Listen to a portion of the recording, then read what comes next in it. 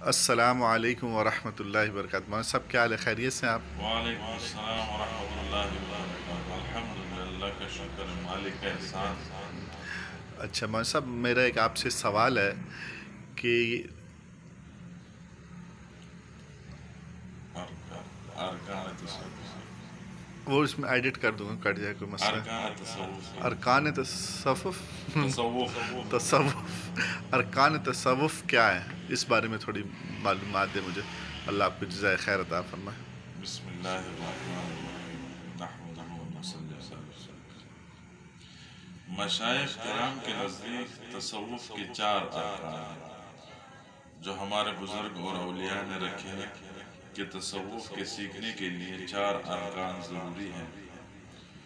سب سے پہلے ہے شریعت، دوسرے نمبر پہ ہے طریقت، پھر حقیقت اور معرفت۔ یہ 4 چیزیں بنیادی اصول ہیں تصوف کے، کہ انسان کو اس کے بارے میں معلومات ہو کہ شریعت کیا ہے، تصوف کیا ہے، اور طریقت کیا ہے، اور معرفت کیا ہے۔ تب وہ تصوف کو سمجھ سکے گا اور تصوف کے اپنے اصولوں پہ چل سکے گا۔ تو سب سے پہلے میں آپ کو شریعت کے بارے میں بتاتا ہوں کہ شریعت کس چیز کو کہا جاتا ہے۔ تو قرآن اور سنت کے ظاہری احکام کو شریعت کہا جاتا ہے۔ قرآن کے جو ظاہری احکام ہیں اور سنت کے جو ظاہری احکام ہیں، اس کو شریعت کہا جاتا ہے۔ اور طریقت اس کے باطن کو کہا جاتا ہے۔ جو قرآن اور سنت کے جو باطنی احکامات ہیں ان کو طریقت کہا جاتا ہے۔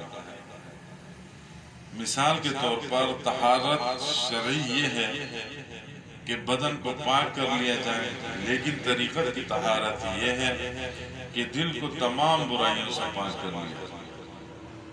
شریعت جو ظاہر میں کہا جاتا ہے کہ انسان اپنے بدن کو پاک کرے، ظاہری اسباب کو صاف ستھرا رکھے، اور طریقت اس کی مثال ایسے ہے کہ اپنے اندر سے تمام برائیاں سے پاک کر دیا جائے اور شریعت کے احکام پر عمل کرے، جو اثرات ذہن اور قلب پر مکمل طور پر چھا جائیں اور یقین کی دولت حاصل ہو جائے تو اسے حقیقت کہا جاتا ہے۔ جب انسان شریعت کے اوپر، تمام احکامات کے اوپر کامل طریقے سے اور یقین کے طور پر اس کے یقین کے ساتھ اس پر عمل کیا جائے اور اس کے اوپر آپ کا دل بالکل مطمئن ہو جائے تو اس کو حقیقت کہا جاتا ہے۔ اور معرفت سے مراد یہ ہے کہ اللہ تعالیٰ کی پہچان، اور اس کا دوسرا نام عرفان ہے۔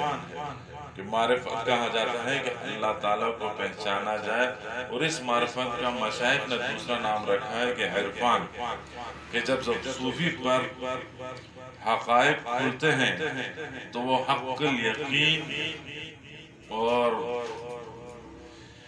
کی منزل پر پہنچ جاتا ہے۔ یہی عرفان کہلاتا ہے کہ جب صوفی تصوف کے لین کے اندر ہوتا ہے اور اس کے اوپر اللہ تعالیٰ اپنے انعامات اور انوارات اور تمام چیزوں کو کھولا جاتا ہے، ٹھیک ہے، تو اس کے اوپر جب عین الیقین اس کا ہو جائے، منزل پر پہنچ جاتا ہے، تو یہی کیا، اسی کو عرفان کہا جاتا ہے اور یہی معرفت ہے۔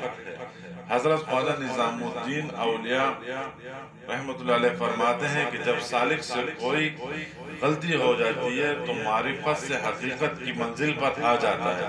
معرفت کی منزل سب سے اوپر ہے، وہ پھر نیچے والی منزل پہ آ جاتا ہے، حقیقت پر آ جاتا ہے۔ اور جب حقیقت کی منزل پر اس سے غلطی ہوتی ہے تو وہ طریقت کی منزل پہ آ جاتا ہے، اور جب طریقت کی منزل سے اس سے غلطی ہوتی ہے تو وہ شریعت کی منزل پر آ جاتا ہے۔ تو سب سے پہلے معرفت ہے، پہلے شریعت ہے، پھر طریقت ہے، اس کے بعد